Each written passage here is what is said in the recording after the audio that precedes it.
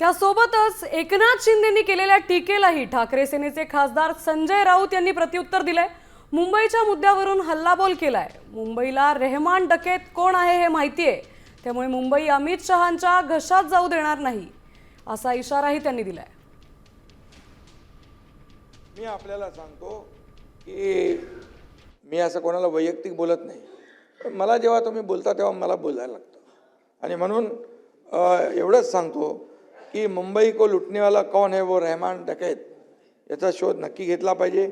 इतिहासात असे अनेक डकैत रहमान डकैत अनेक आले आणि गेले पण, आणि असल्या रहमान डकैतांना पाणी पाजणारी धुरंधर महायुती आहे।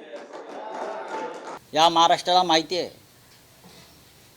रहमान डाकू कोण आहे, कोणाला मुंबई लुटायची आहे आणि त्यांना हे पाठबळ देणारे कोण आहेत। या मुंबईचं कराचीतील लॅरी शहर कोणी केलेलं आहे अड्डा, हे अख्ख्या मुंबईला माहिती आहे, महाराष्ट्राला माहिती आहे आणि देशाला माहिती आहे। एवढंच सांगतो मी तुम्हाला।